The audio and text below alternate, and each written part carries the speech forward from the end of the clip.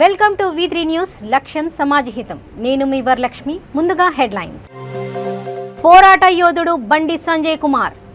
పలుమార్లు బీజేపీ తెలంగాణ అధ్యక్షుడి పేరు ప్రస్తావించిన అమిత్ షా. వేట మొదలైంది, వేటాడడానికే పులి వచ్చింది. కుటుంబ పాలనను కూకటి వేలతో పెకిలించి వేస్తామని బండి సంజయ్ హెచ్చరిక. గతంలో ఎన్నడూ ఇవ్వనంతగా ఎకరాకు 10,000 నష్టపరిహారం ఇస్తాం. పంచాయతీరాజ్ శాఖ మంత్రి ఎర్రబెల్లి దయాకర్ రావు భరోసా. శ్రావణ మాసం నాటికల్లా కొత్త ధ్వజస్తంభం ఏర్పాటు చేస్తాం. త్రిపురాంతకేశ్వర స్వామి ఆలయ సందర్శనలో మంత్రి సురేష్ ప్రకటన.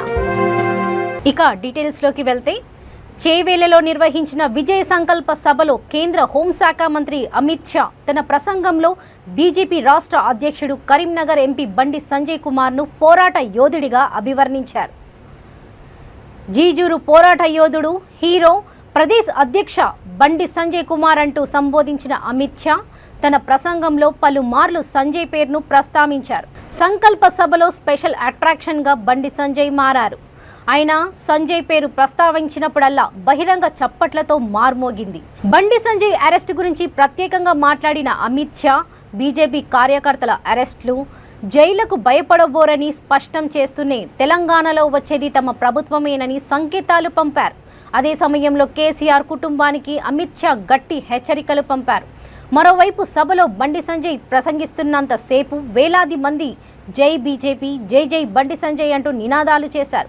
బహిరంగ సభలో అడుగు పెడుతూనే బండి సంజయ్ భుజం తట్టి అమిత్ షా ప్రోత్సహించారు. వెళ్లేటప్పుడు భుజంపై చెయ్యి వేసి వెన్ను తట్టారు. బహిరంగ సభను విజయవంతం చేయడంలో ప్రధాన భూమిక పోషించిన మాజీ మంత్రి చంద్రశేఖర్ను అమిత్ షా శాలువతో సన్మానించారు. కేంద్ర మంత్రి జి కిషన్ రెడ్డి, మాజీ ఎంపీ విశ్వేశ్వర్ రెడ్డిని పరిచయం చేయడంతో ఆయనను సైతం అమిత్ షా అభినందించారు. పేదలందరికీ ఉచిత వైద్యం అందిస్తాం, ఉచిత విద్యను అందిస్తాం, ఫసల్ బీమా యోజన ద్వారా రైతులను ఆదుకుంటాం, నిరుపేద ప్రజలందరికీ ఇండ్ల నిర్మాణం చేపడతాం, జాబ్ క్యాలెండర్ రిలీజ్ చేస్తాం, నియామక ప్రక్రియ ప్రారంభిస్తాం, ఫస్ట్ నాడే జీతాలు ఇస్తాం. అందుకే తెలంగాణ సమాజం ఒక్కసారి ఆలోచించండి. కేంద్రంలో నరేంద్ర మోడీ గారి ప్రభుత్వం, నరేంద్ర మోడీ నేతృత్వంలో ఈ తెలంగాణ రాష్ట్రంలో భారతీయ జనతా పార్టీ ప్రభుత్వం ఏర్పాటు చేసే అవకాశం ఇవ్వండి. ఈ రాక్షస రాజ్యాన్ని, ఈ కుటుంబ రాజ్యాన్ని, ఈ నియంత ప్రభుత్వాన్ని కూకటి వేలతో పగిలించి ఈ తెలంగాణ రాష్ట్రంలో రామరాజ్య స్థాపన కోసం మా అమిత్ షా గారి నేతృత్వంలో ముందుకు సాగుతామని చెప్పి కలిసికట్టుగా వస్తున్నా. మమ్మల్ని ఆదరించండి, అభిమానించండి, ఆశీర్వదించాల్సిందిగా తెలంగాణ సమాజానికి మనస్ఫూర్తిగా విజ్ఞప్తి చేస్తూ, జైల్లో భయపడం, పోలీస్ కేసులో భయపడం, లాఠీ దెబ్బలకు భయపడం, రామరాజ్య స్థాపించే వరకు కూడా కష్టపడి అమిత్ షా గారి నేతృత్వంలో ముందుకు సాగుతామని చెప్పి మీ అందరికీ విజ్ఞప్తి చేస్తూ, ఇంత పెద్ద ఎత్తున తరలి వచ్చిన మీ అందరికీ 2 చేతులు జోడించి దండాలు అర్పిస్తూ ముగిస్తాను. భారత్ మాతాకి. అమిత్ షా గారి నాయకత్వం. चेवेल्ला वालों, इतने समय के बाद आया हूं. तेलंगाना में भाजपा सरकार बनानी है या नहीं बनानी है? तो ऐसी आवाज से नहीं बनती है. मोदी जी दिल्ली में है, वहां तक आवाज जानी चाहिए. मेरे साथ दोनों हाथ उठाइए, अंत तक सभी लोग उठाए. विजय के संकल्प की मुट्ठी बींचे और प्रचंड आवाज से बोलिए, भारत माता की, भारत माता की. मंच पर उपस्थित हमारे जुझारू प्रदेश अध्यक्ष श्रीमान बंडी संजय कुमार जी, मेरे मित्र और केंद्रीय मंत्री श्रीमान किशन रेड्डी जी, ओबीसी मोर्चा के राष्ट्रीय अध्यक्ष डॉक्टर के लक्ष्मण जी, भारतीय जनता पार्टी के वरिष्ठ नेता और ज्वाइनिंग कमेटी के अध्यक्ष श्री इटेला राजेंद्र जी, చేవెళ్లలో నిర్వహించిన విజయ సంకల్ప సభలో బీజేపీ రాష్ట్ర అధ్యక్షుడు కరీంనగర్ ఎంపీ బండి సంజయ్ కుమార్ కేంద్ర హోంమంత్రి అమిత్ షాను పులిగా అభివర్ణించారు. కేసీఆర్ తనను అక్రమంగా అరెస్ట్ చేసి 8 గంటలు రోడ్లపై తిప్పారని, అప్పుడు కార్యకర్తలకు తానొక్కటే చెప్పానని, మీరేం భయపడకండి, ఢిల్లీ నుండి ఫోన్ వచ్చింది, పులి వచ్చింది, వేటాడడం ప్రారంభించింది. ఆ పులి కార్యకర్తలను కాపాడే పులి, ఆ పులే చేవెళ్ల గడ్డకు వచ్చింది. ఆ పులికి అందరూ లేచి స్వాగతం పలకండి అంటూ వ్యాఖ్యానించారు. దీంతో సభికులు యావత్తు లేచి నిలబడి చప్పట్లతో అమిత్ షాకు స్వాగతం పలికారు. తెలంగాణను అభివృద్ధి చేసేందుకు మోదీ ప్రభుత్వం కృషి చేస్తుంటే కేసీఆర్ సర్కార్ అడుగడుగునా అడ్డుకుంటుందని ఆరోపించారు. ఒక్కసారి తెలంగాణలో తమకు అవకాశం ఇవ్వాలని పిలుపునిచ్చారు.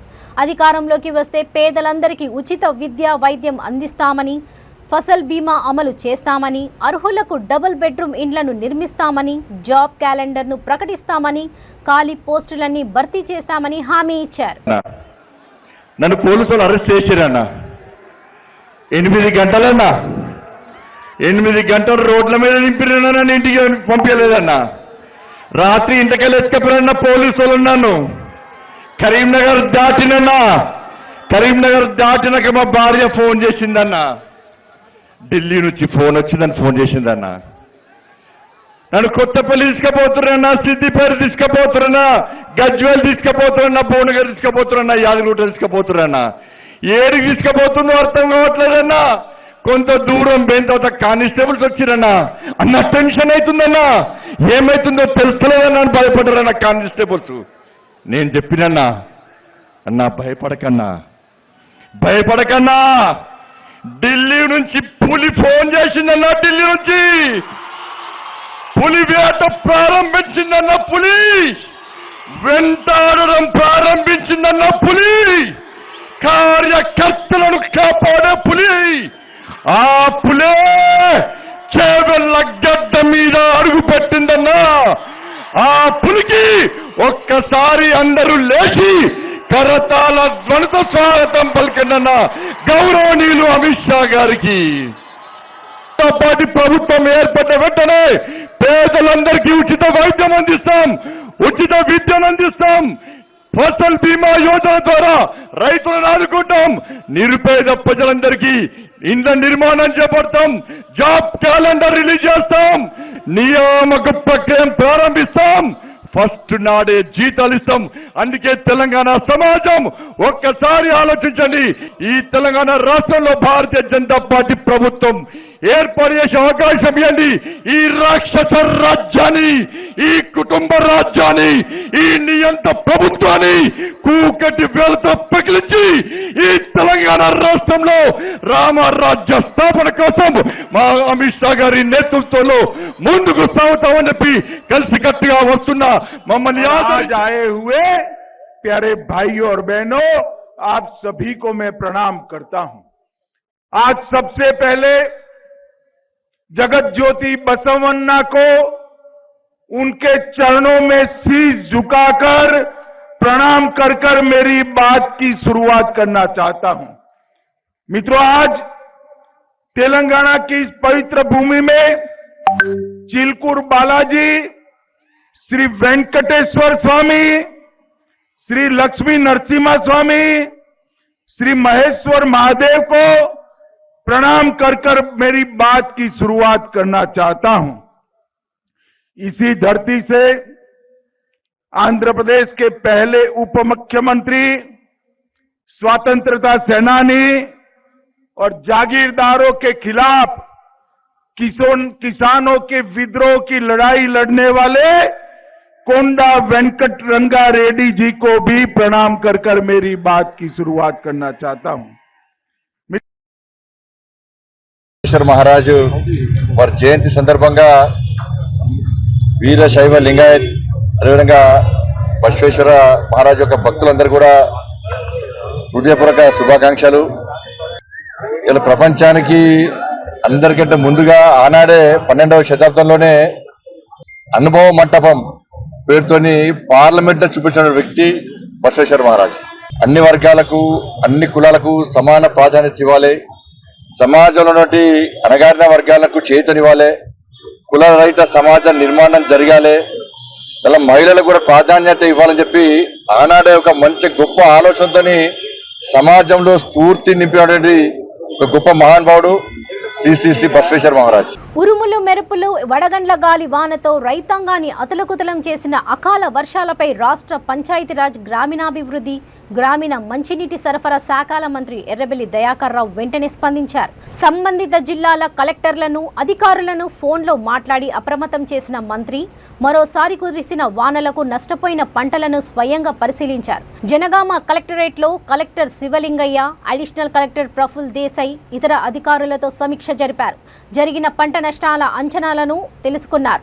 అనంతరం మంత్రి జనగామకు సమీపంలో ఉన్న పెద్దపహాడ్ గ్రామంలో పంట నష్టాలను అధికారులతో కలిసి పరిశీలించారు.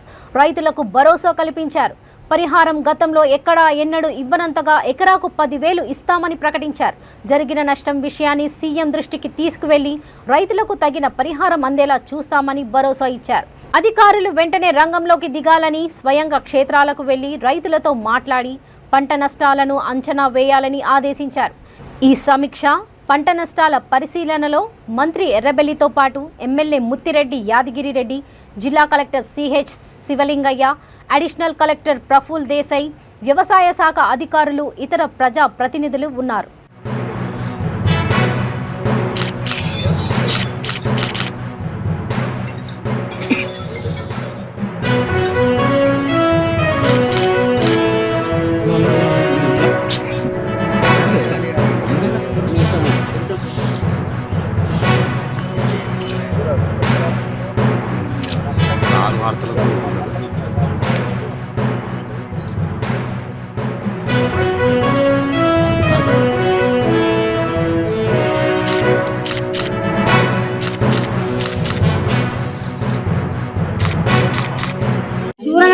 దూరం చేన్లు మొత్తం పోయినాయి.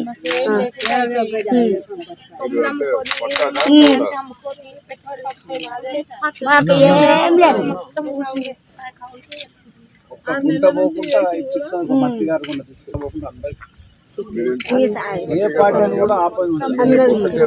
మా బతికే గీది కాదు సార్.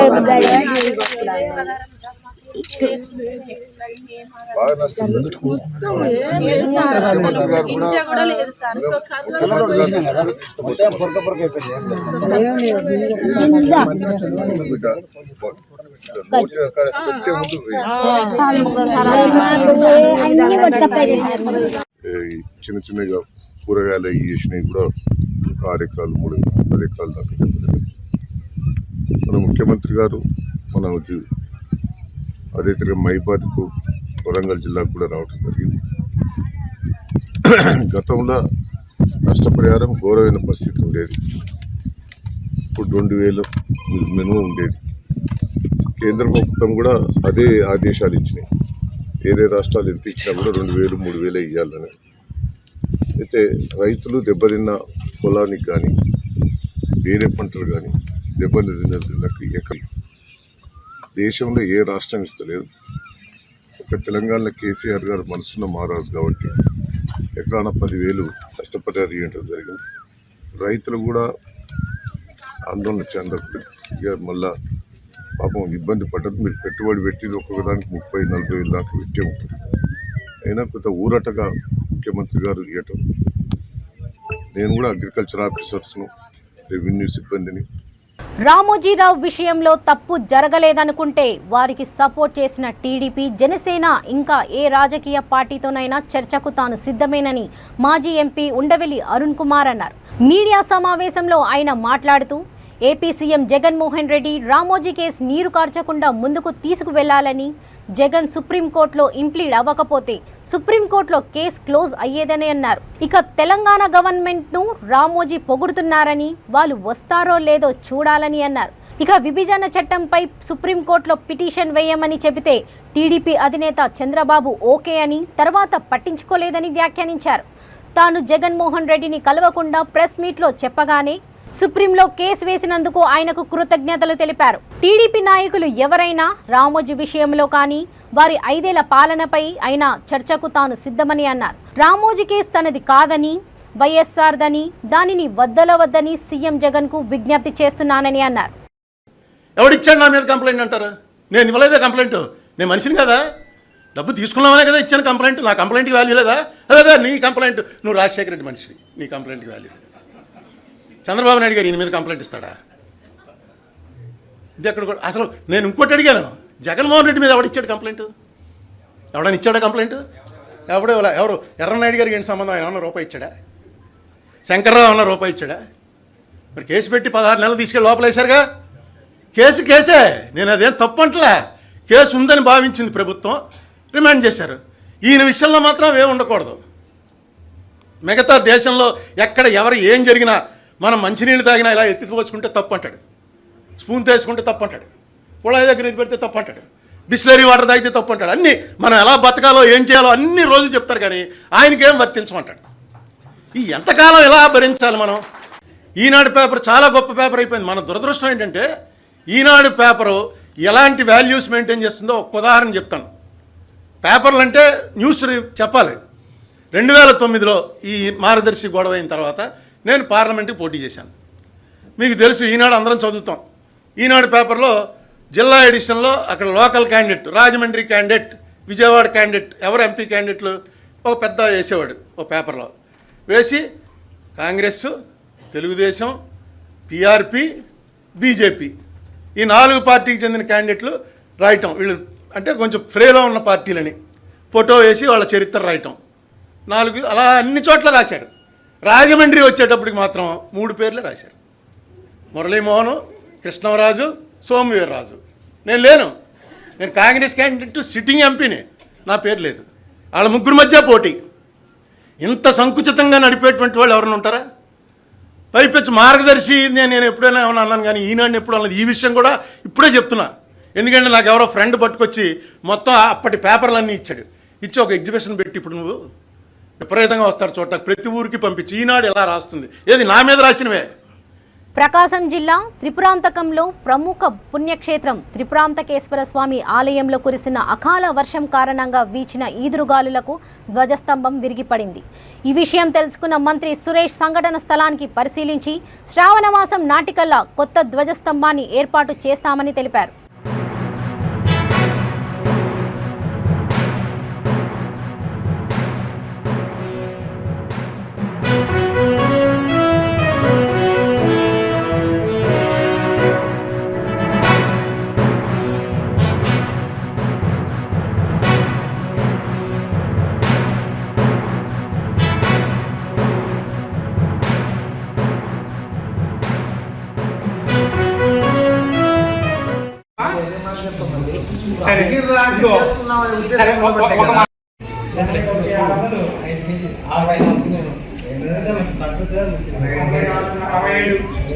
కొంచెం సామాన్ ఉండేది.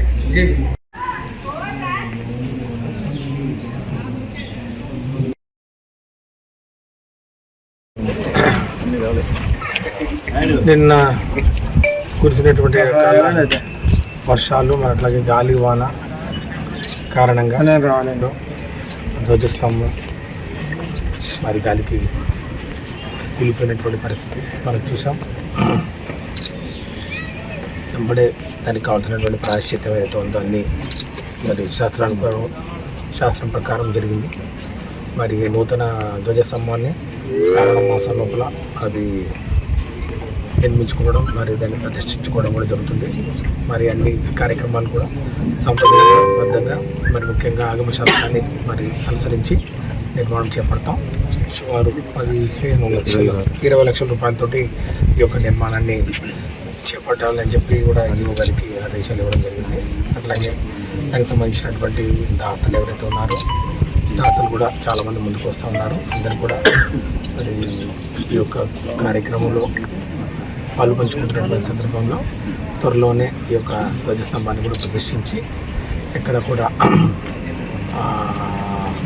ఈ యొక్క మరి దీన్ని పూర్తి చేస్తాం. మరి ఈరోజు జరిగినటువంటి ఈ యొక్క సంఘటనలో ఎంఆర్ఓ గారిని మరి అట్లాగే పోలీస్ వారు మరి దేవాదాయ శాఖ ముగ్గురితోటి పంచనామా కూడా జరిగి సంబంధించినటువంటి వస్తువులన్నీ కూడా భద్రపరచడం జరిగింది. మరి నూతనంగా నిర్మించబోయే ఈ యొక్క ధ్వజస్తంభానికి మరి అన్ని అంగులతోటి అన్ని మరి ఆ యొక్క ఆర్భాటాలతోటి మరి ముఖ్యంగా అంగరంగ వైభవంగా ఈ కార్యక్రమాన్ని కూడా మరి భక్తులందరి సహాయ సహకారాలతోటి మరి పూర్తి స్థాయిలో శాస్త్రోక్తంగా దీన్ని మరి యొక్క నిర్మాణం కూడా చేపడతామని కూడా తెలియజేస్తాం. సింహాచలం అప్పన చందనోత్సవ ఏర్పాట్లపై విశాఖ శారద పీఠాధిపతి స్వరూపానందేంద్ర సరస్వతి తీవ్ర అసంతృప్తి వ్యక్తం చేశారు. సామాన్య భక్తులను దేవుడికి దూరం చేసేలా వ్యవహరిస్తున్నారంటూ మండిపడ్డారు. తన జీవితంలో ఇలాంటి దౌర్భాగ్యం చూడలేదంటూ వైసీపీ ప్రభుత్వంపై సంచలన వ్యాఖ్యలు చేశారు. పోలీసులను గుంపులుగా పెట్టారు తప్ప ఏర్పాట్లు సరిగ్గా లేవని విమర్శించారు. దర్శనానికి ఎందుకు వచ్చానా అని బాధపడుతున్నానని వ్యాఖ్యానించారు. కొండ కింది నుంచి పై వరకు రద్దీ ఉన్న జవాబు చెప్పేవారు లేరన్నారు. భక్తుల అవస్థలు చూస్తుంటే కన్నీళ్లు వచ్చాయని చెప్పారు. భక్తుల ఇబ్బందుల మధ్య దైవ దర్శనం బాధ కలిగించిందని అన్నారు. ఇది అధికారుల యొక్క తప్పిదం, పోలీసుల యొక్క తప్పిదం. ఇటువంటిది సింహాచలంలో ఎప్పుడూ ఇలా జరగలేదు. అసలు ఇంతవరకు ఈవో లేకపోవడం అనేది చాలా దురదృష్టకరం. ఒక ఇన్ఛార్జితో ఇంత పెద్ద క్షేత్రాన్ని నడపడం తప్పు అని చెప్పడమే తప్ప ప్రభుత్వానికి తప్పని మేము ఏ కోసానా కూడా మేము చెప్పలేము. కారణం అంటే ప్రభుత్వం అధికారులు నియమిస్తుంది. అధికారులు ఆ డిపార్ట్మెంట్ని సిన్సియర్గా పనిచేయాలి, చిత్తశుద్ధిగా పనిచేయాలి, పకడ్బందీగా పనిచేయాలి. అలా పనిచేయకుండా అధికారులు తప్పిదం ప్రభుత్వానికి చెడ్డ పేరు వస్తుంది, ప్రభుత్వం చేసిందనే దాంట్లో కోణంలో భక్తులు తప్పు అభిప్రాయం రాకూడదు కదా. అటువంటిది ఎందుకంటే ఎంతో ప్రజలు భక్తులు వచ్చి ఉన్న ఆ ప్రాంతము, కిక్కిరిసిన ఆ ప్రాంతము, అది అల్లకల్లోలంగా ఉంటే బాధ అనిపించి మాట్లాడడం. నిజంగా జగన్మోహన్ రెడ్డి అనే అతడు ఈరోజు పేదలకి సంక్షేమాలు అటువంటి విషయాల్లో చాలా చక్కగా నిస్వార్థంగా పనిచేస్తుందుకు మేము అభినందిస్తున్నాం.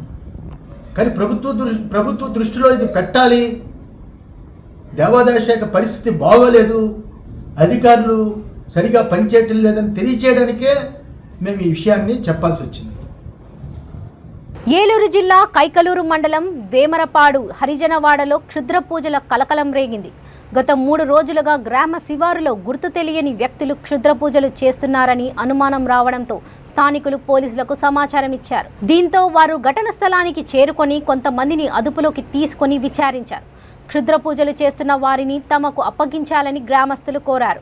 అదేవిధంగా తమను కులం పేరుతో దూషించిన వ్యక్తిని తీసుకొచ్చి క్షమాపణ చెప్పించాలని పోలీసులతో వారు వాగ్వాదానికి దిగారు. ఏలూరు జిల్లా పేదవేగి మండలం దుగ్గిరాలలో ప్రేమించలేదని ఒక యువతిని అనుదీప్ అనే యువకుడు టార్చర్ పెట్టాడు. ఆమె ఒంటిపై వేడి నూనె పోశాడు. దీంతో ఆమె చేతులు, కాళ్లపై తీవ్ర గాయాలయ్యాయి. ఎలాగోలా అతని నుంచి తప్పించుకున్న ఆమె తన తల్లిదండ్రులకు సమాచారం ఇచ్చింది. ఎవరు ఎక్కడ చదువుకున్నారు? ఎక్కడ ఎవరు ఏం చదువుతున్నారు? BTech third. మీకు ఏం జరిగింది అసలు? ఇవాళ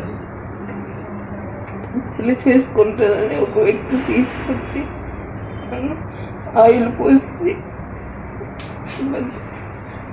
ఇంట్లో పెట్టేసి బయటికి రానివ్వకుండా లాక్ చేసి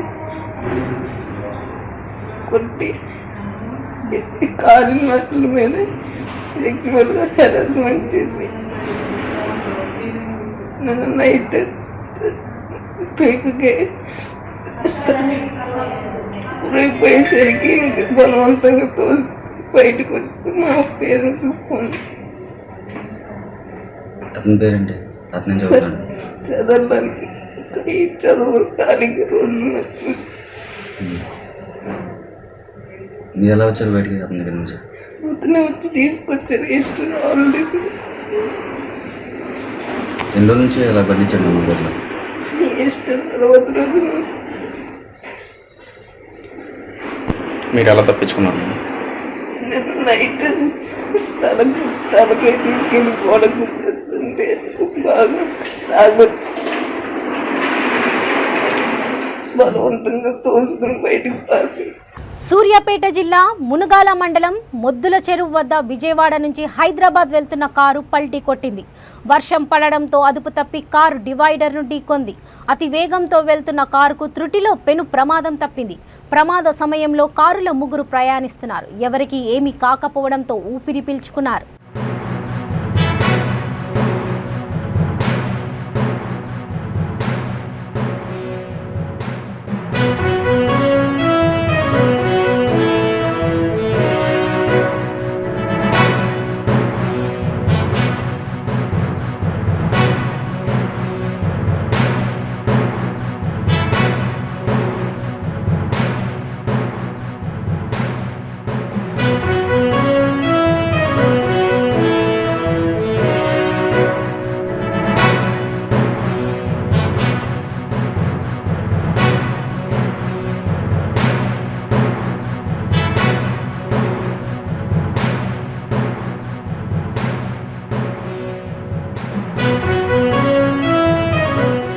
కర్నూలులో భౌతిక దాడులకు పాల్పడుతున్న యువకుల గ్యాంగ్పై కఠిన చర్యలు తీసుకోవాలని సిపిఐ ఏపీ రాష్ట్ర కార్యవర్గ సభ్యుడు కె ప్రభాకర్ రెడ్డి డిమాండ్ చేశారు.